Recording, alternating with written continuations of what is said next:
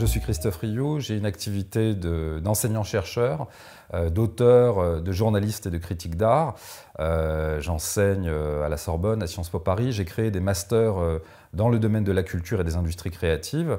J'ai également eu un enseignement à l'université et dans plusieurs grandes écoles.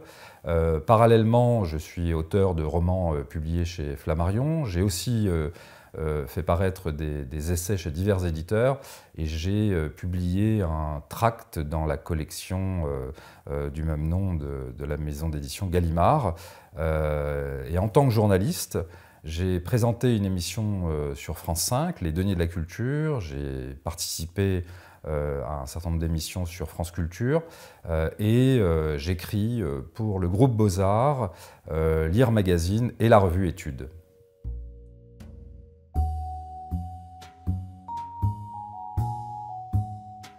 Pour la revue Études, j'ai le plaisir d'écrire pour les pages actualités culturelles, notamment sur les expositions et les livres.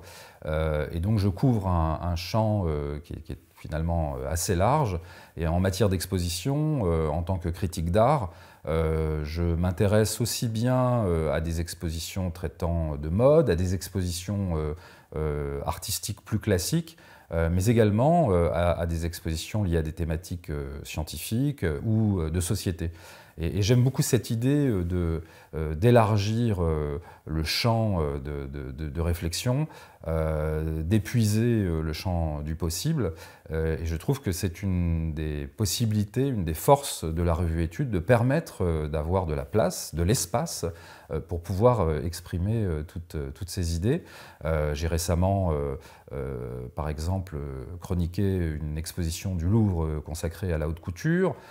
J'ai ensuite abordé une exposition sur la scène artistique new-yorkaise au Palais de Tokyo.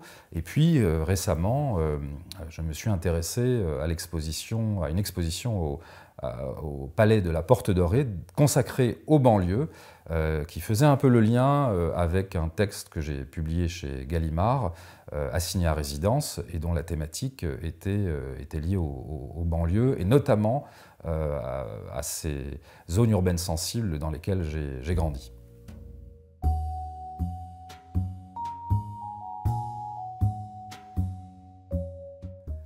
Mon engagement dans une revue de culture contemporaine comme Études est pertinent par rapport à ce désir de transmission qui est le mien et qui est lié à d'autres engagements, par exemple auprès d'une structure comme Lecture Jeunesse ou auprès de la Semaine du Son de l'UNESCO et d'un label, Capitale mondiale du livre, UNESCO, qui cette année a honoré Strasbourg et dont j'ai eu l'honneur d'être parrain, avec l'idée de mettre le livre, la lecture et la culture sous toutes ses formes au cœur de grandes problématiques sociétales. Et pour moi, cette logique de transmission est fondamentale.